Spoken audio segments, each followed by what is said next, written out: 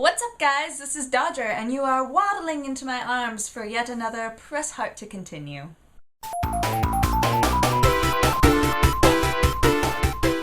So, I'm playing Harvest Moon, yeah? And a friend of mine and I were talking about it, and he was saying that he thinks that the amount of festivals that happen in this game is unrealistic. So I figured, since I live in a small town, for anyone else who has ever thought that, I should give you a list of the festivals that we have just in summer. So in summer alone, we have the local rodeo and the festival that takes place for that entire week. We have the Apple Festival, we have the Music Festival, we have the park cleanup that has a barbecue afterward, number 4. We have the Dance Festival, we have the Fling Festival. What I'm saying is, to maintain accuracy, they should add more festivals to that game. I'm just gonna drop dead when I live in the city. I'm not gonna know what to do with myself. So Tenacious D is going to be the closing act at BlizzCon. Some of you might feel this was a bad choice since Ozzy was the closing act last year. I challenge you to watch my bonus video and say that to my face. I love them with a passion that can only be called wolf-like.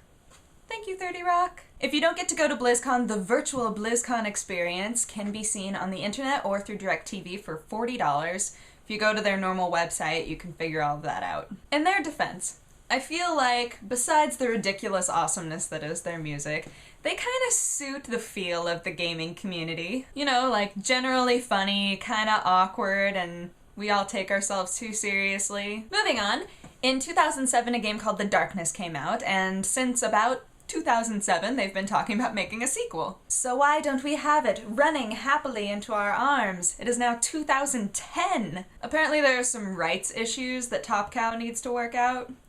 Which is weird, because they own the comic book. What exactly could they have done that screwed that up? Or what exactly would they need to have the rights to other than the comic book and the game? Either way, Top Cow wants all of us to know that they are planning on making a sequel, they know that the fans really liked it, and they really liked making it, so they want all of us to rest assured that once they get everything figured out, we will be getting a sequel for that game. We just don't know when it will be. They don't want to start the project and then have some sort of problem happen and then just have to cancel it because everybody gets upset about that sort of thing. So I hope that when they make a sequel, regardless of storyline or silly things like that, I hope that you can run.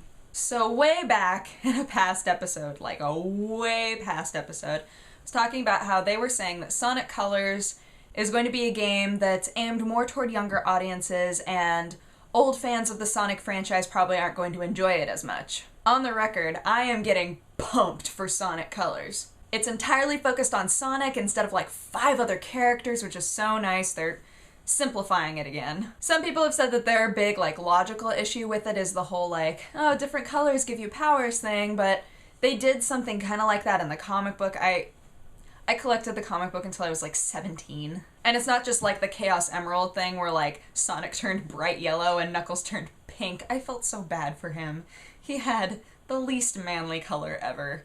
Anywho, it sounds like this game is going to be more of a return to form, although they are employing the whole some of it is 2D and some of it is 3D, which, it does have to grow. They can't just simplify it all the way back to the Sega version. I just really want this game to be good because I haven't really liked a Sonic game since, Sonic and Knuckles. I'm gonna round this off with yet another comic-related thing. So I loved the Teen Titans show. It was totally, America anime style that was ridiculous, but it was really fun. I just had to divorce it from the original comic book because they were so different. So now Cartoon Network is making Young Justice. Totally cool. I'm just wondering if it's going to be completely different again. So something else that I was wondering about, because I'm kind of an animation nerd, is why has the standard comic book style of the intense highs and lows in terms of color, the shading and all of that detail, why does that never carry over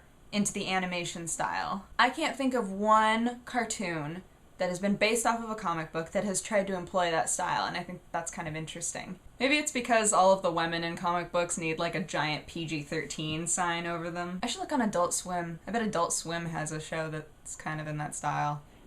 They tend to have things that don't make any sense. Anyway, rambling. You guys are fabulous.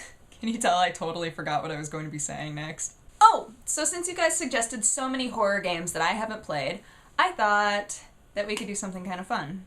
I figure for Halloween, I will play one game of your choice that I haven't played before. So it can't be Amnesia, sorry. I just think that it'll be better if it's a game that I haven't played. I'll tell you ahead of time, I've played but not beaten both Fear and Condemned, so don't suggest those ones. And also everything in my list from my last episode, played all of those obviously. But anything else I think is pretty much fair game. Like there are a lot of horror games that I haven't played.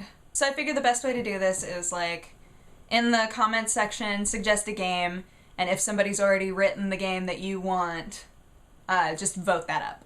Hit me with something, I will give you an honest play of at least 15 minutes of game time. That'll be 15 minutes not including cinematics or any time that I pause the game and leave the room.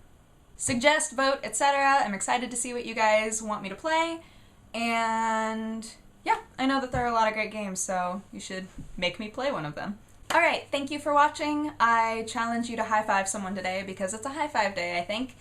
And I hope that your week goes well, and take care. I will talk to you guys again on Wednesday. Alright, bye-bye.